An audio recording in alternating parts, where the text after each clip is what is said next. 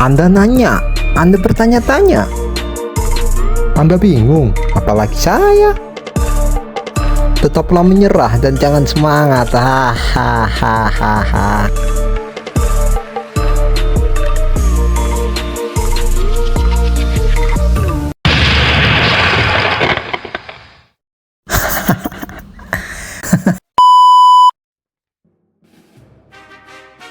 Tahun 1987. Kerajaan Inggris yang melemah setelah Perang Dunia Kedua memberikan kemerdekaan kepada India, wilayah jajahannya yang berharga. Namun, perpisahan ini tidaklah mulus. Subbenua India adalah permadani agama, bahasa, dan budaya. Inggris yang pergi, dengan kebijaksanaan mereka, memutuskan untuk membagi tanah ini berdasarkan agama. Maka pada tanggal 14 Agustus 1947, Pakistan lahir sebagai tanah air bagi umat Muslim di subbenua itu. Sementara India muncul sebagai negara sekuler dengan mayoritas Hindu. Pemisahan ini kacau dan berdarah. Jutaan umat Hindu, Muslim, dan Sikh terpaksa bermigrasi melintasi perbatasan yang baru digambar, yang menyebabkan salah satu migrasi massal terbesar dalam sejarah manusia.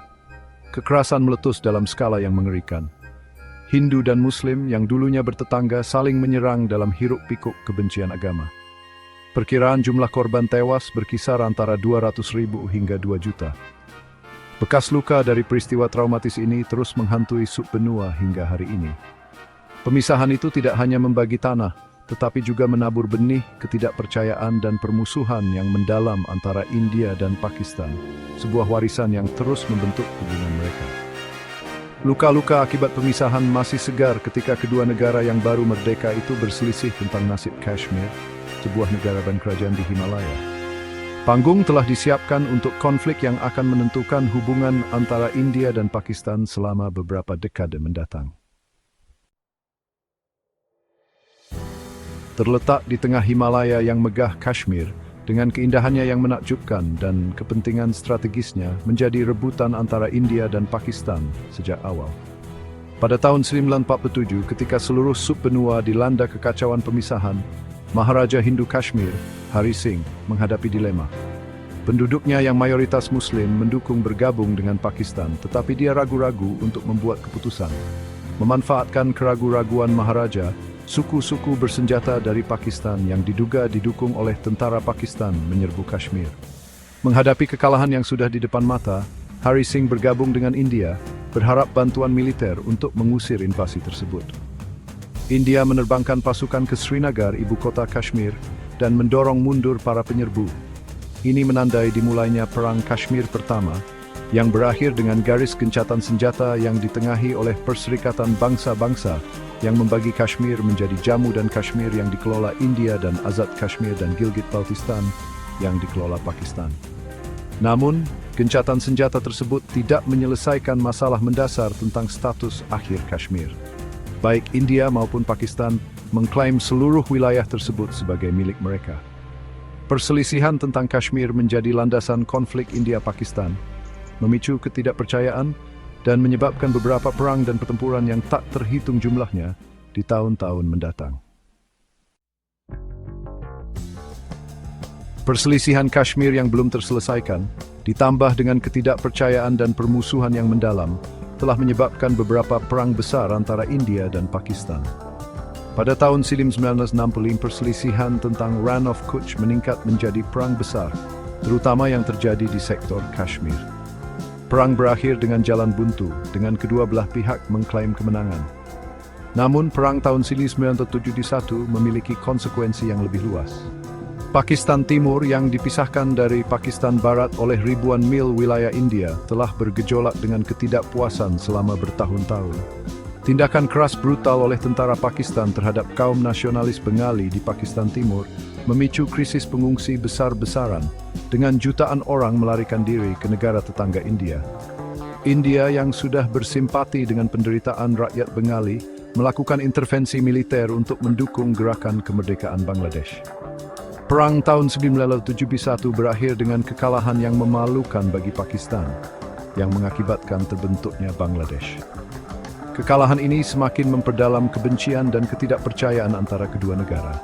Pada tahun 1999, Perang Kargil yang terjadi di dataran tinggi distrik Kargil di Kashmir membawa kedua negara tetangga yang bersenjata nuklir itu sangat dekat dengan konflik besar.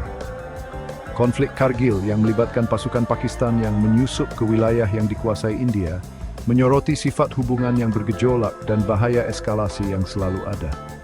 Sementara kedua negara telah menghindari perang skala penuh sejak Kargil, garis kontrol di Kashmir tetap menjadi titik nyala, dengan seringnya pelanggaran gencatan senjata dan penembakan lintas batas yang Charming di Spra.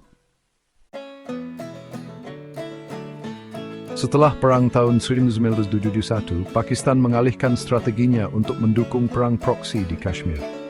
Ini melibatkan penyediaan pelatihan, senjata, dan dukungan logistik kepada kelompok-kelompok militan yang beroperasi di Kashmir yang dikelola India.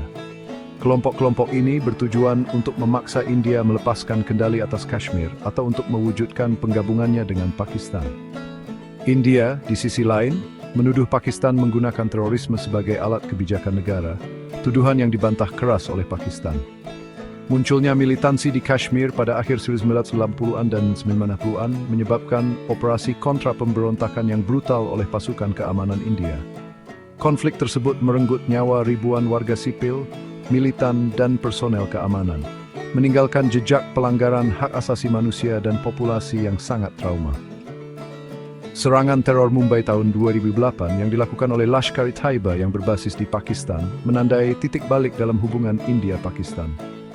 Serangan tersebut, yang menargetkan warga sipil di beberapa lokasi di Mumbai, termasuk hotel, stasiun kereta api, dan pusat Yahudi, menewaskan 106 orang, termasuk 6 orang Amerika.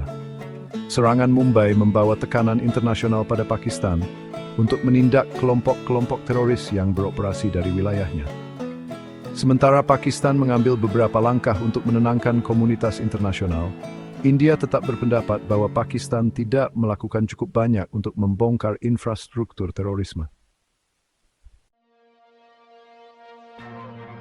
Bagian 5, Perang Air, Sengketa Sungai Indus.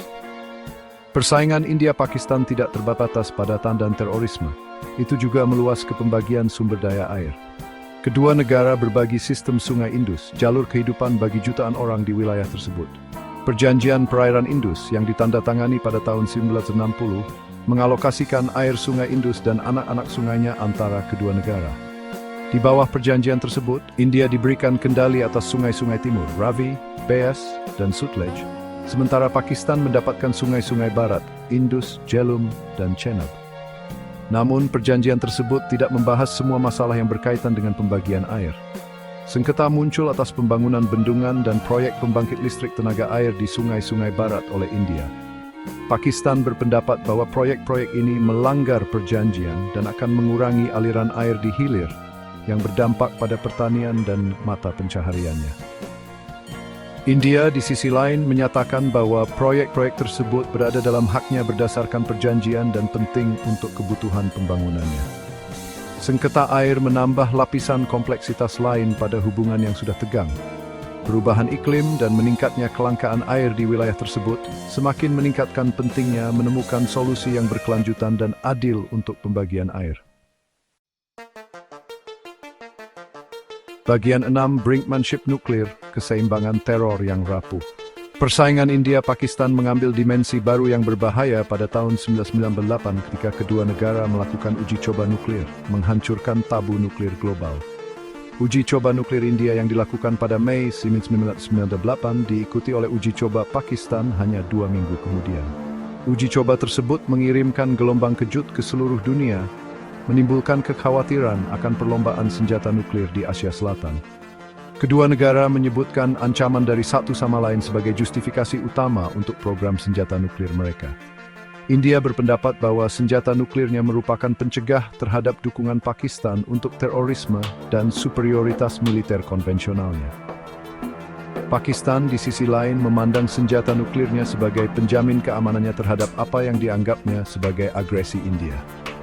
Nuklirisasi Asia Selatan menambah lapisan kompleksitas baru pada konflik tersebut, memperkenalkan kemungkinan mengerikan dari pertukaran nuklir antara kedua musuh bebuyutan tersebut. Perang Kargil pada tahun 1999, yang terjadi hanya setahun setelah uji coba nuklir, menyoroti bahaya eskalasi dalam lingkungan yang memiliki senjata nuklir.